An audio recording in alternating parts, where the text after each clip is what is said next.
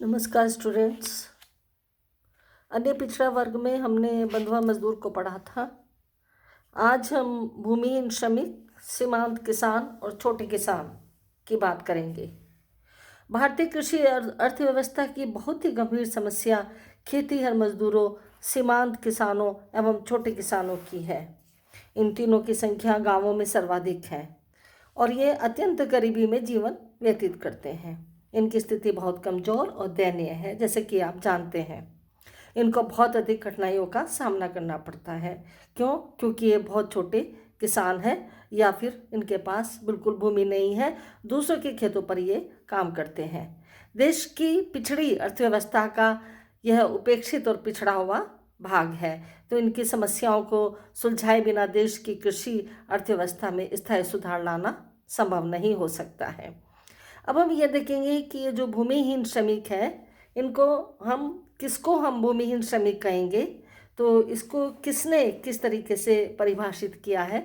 जैसे कि हम देखते हैं कि खेतीहर श्रमिकों यानी कि भूमिहीन श्रमिकों से हमारा जो तात्पर्य है वह उन श्रमिकों से है जो कृषि कार्य द्वारा अपना जीवन यापन करते हैं। 1950 और 51 की प्रथम खेतीहर श्रम जांच समिति में उन व्यक्तियों को खेतीहर मजदूर कहा गया जो फसलों के उत्पादन का कार्य करते हैं। 1955 और 57 की द्वितीय खेतीहर श्रम जांच समिति में इस श्रेणी में उन मजदूरों को भी शामिल कर लिया गया जो खेती के अतिरिक्त अन्य संबंधित कार्यों में मजदूरी करते हैं। कौन कौन सी?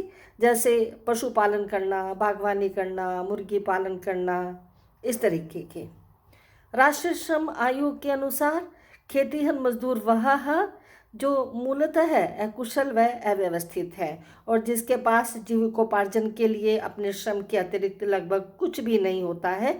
इस प्रकार ऐसे श्रमिक की आय का अधिकांश भाग खेती से प्राप्त मजदूरी पर निर्भर करता है।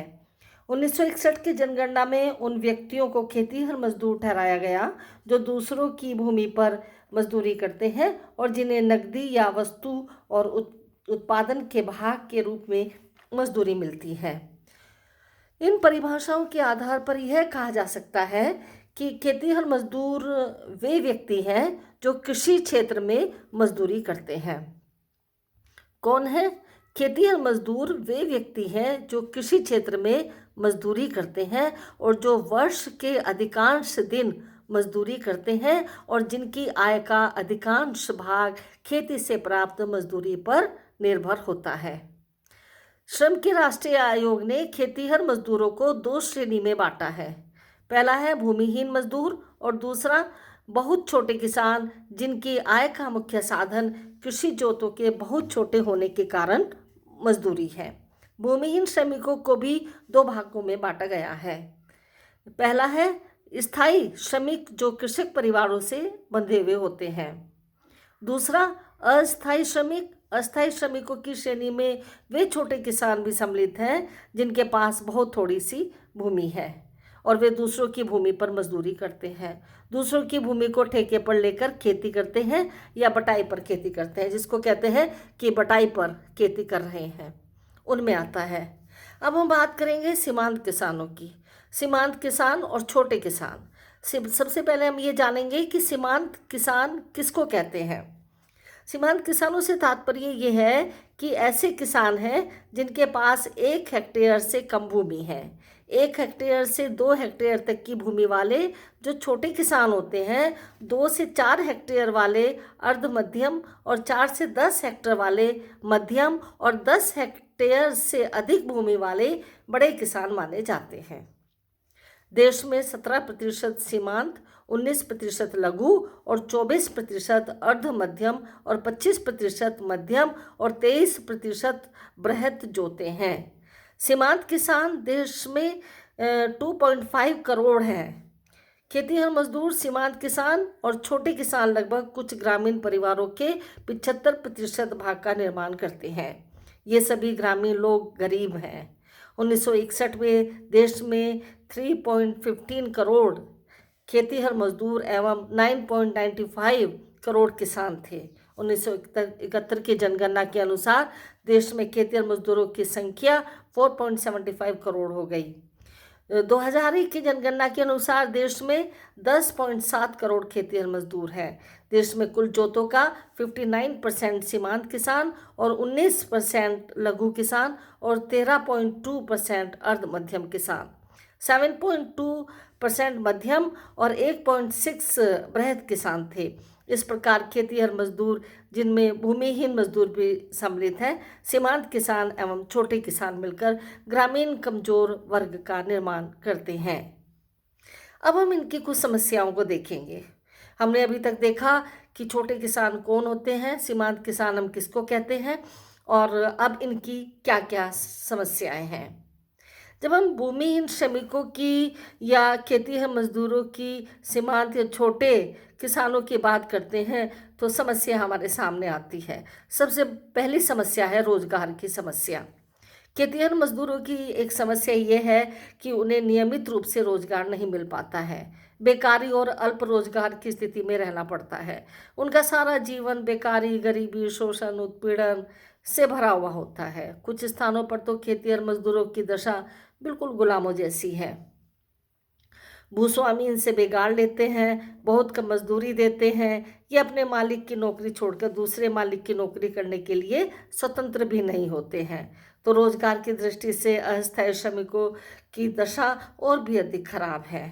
इन्हें वर्ष में 3 से 6 महीने बेकारी की स्थिति में व्यतीत करना पड़ता है, तो जिससे ये बेरोजगारी बढ़ जाती है। कृषि में मशीनीकरण भी हो गया है, इससे बेकारी की समस्या, रोजगार की समस्या इनके सामने पैदा हो गई है।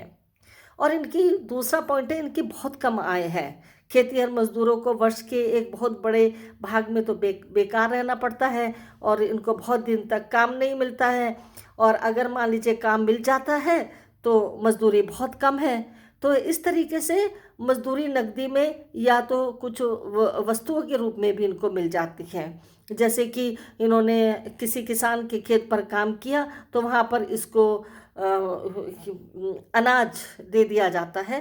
भाई 1 बोरी अनाज दिया या 2 बोरी अनाज दे दिया उसका घर का खर्च निकालने के लिए, तो उस तरीके से भी इनको मजदूरी मिलती है। दूसरा हम देखेंगे कि इनका जो जीवन है वो बहुत निम्न जीवन स्तर है। इन लोगों का जीवन स्तर काफ़ी निम्न है। कम आय के कारण ये लोग उपभोग पर बहुत कम खर्च कर पाते हैं और अपनी आवश्यकताएं भी सरलता से पूरी नहीं कर पाते हैं। ये इनकी दशा इतनी गंभीर है कि ये कड़ी धूप में, भारी जो वर्षा होती है उसमें कठोर परिश्रम करते हैं, फिर भी इनको इनकी मेहनत के अनुसार इनको उचित मूल्य नहीं मिल पाता है। ये अपनी आय का लगभग 77% भाग खाद्य पदार्थों पर, 6% वस्त्रों पर, 8% ईंधन व रोशनी पर और 9% सेवाओं व अन्य मदों पर खर्च करते हैं। सामान्य ये मोटा अनाज जैसे ज्वार, बाजरा, मक्का आदि खाते हैं। पौष्टिक पदार्थ जैसे मांस, मछली, दूध, फल, सब्जी आदि का उपयोग ये नहीं के बराबर करते हैं। तन ढकने के लिए पर्याप्त वस्त्र नहीं होते हैं, पर्याप्त मकान नहीं होते हैं और चिकित्सा संबंधी भी सुविधा का इनमें अभाव होता है। और नेक्स्ट जो इसकी समस्या है, ये बड़ी भारी समस्या है, ऋणग्रस्तता। कम आय के कारण अधिकतर जो खेतिहर मजदूर होते हैं वो ऋणग्रस्त होते हैं, ऋण ले लेते हैं। उनको अपनी लड़की की शादी करनी है या बच्चे को किसी को पढ़ाना है या कोई बीमार हो जाता है तो ये क्या करते हैं, जिसके यहाँ काम करते हैं उससे ऋण ले लेते हैं। तो ऋण तो समझ लीजिए कि इनको विरासत में ही मिलता है और ये लोग ऋण में ही जन्म लेते हैं और ऋण में ही ये मर जाते हैं। तो इस तरीके से प्रोफेसर गॉडगिल ने कहा कि इनकी स्थिति गुलामों से भी बेहतर नहीं थी। गुलामों के जैसी ही इनकी स्थिति थी, उनसे अच्छी नहीं थी इनकी। इसलिए इनकी जो स्थिति है वो दयनीय सामाजिक स्थिति है और इनको उपेक्षित नज़र से देखा जाता है। अधिकतर ये जो सदस्य होते हैं ये दलित जातियों के सदस्य होते हैं, जिससे इनकी सामाजिक स्थिति भी बहुत नीची होती है और इनका शोषण होता रहता है और इनको अधिकारों से भी वंचित रखा जाता है। तो नेक्स्ट पॉइंट में हम दयनीय सामाजिक स्थिति को हम देख रहे हैं, जिसमें इनको अधिकारों से भी वंचित रखा जाता है। फिर है सहायक धंधों का अभाव। गांवों में सहायक धंधों का अभाव होता है। यदि किसी प्रकार से गांव में बाढ़ आ जाए, अकाल है या सूखा है जिसके कारण फसल नहीं हुई है, कृषि श्रमिकों को अन्य जीवन निर्वाह करने का और कोई साधन नहीं मिल पाता है, इससे भी ये ऋणग्रस्त हो जाते हैं। संगठन का इनमें अभाव देखा जाता है। कृषि श्रमिकों की एक समस्या उनमें किसी भी प्रकार के संगठन का अभाव है। वे अशिक्षित, अज्ञानी, अनभिज्ञ है, साथ ही देश के दूर दूर भागों में फैले हुए हैं। संगठन के अभाव में उनमें मोल भाव करने की क्षमता नहीं है, अतः वे अपनी मजदूरी बढ़वाने, कार्य के घंटे नियमित कराने, बेगार बंद कराने आदि की भी आवाज़ नहीं उठा पाते हैं। हरित क्रांति की अगर हम बात करें तो परंपरागत साधनों और यंत्रों के स्थान पर नवीन साधनों जैसे ट्रैक्टर आदि का प्रयोग किया जाता है और नवीन खादों, बीजों, कीटनाशक दवाओं का प्रयोग किया जाता है। इससे उत्पादन में वृद्धि होती है। हरित क्रांति का लाभ गांव के बड़े बड़े भूस्वामी और किसानों को हुआ है। छोटे किसान और खेतीहर किसानों को इसका लाभ नहीं मिल पाया है।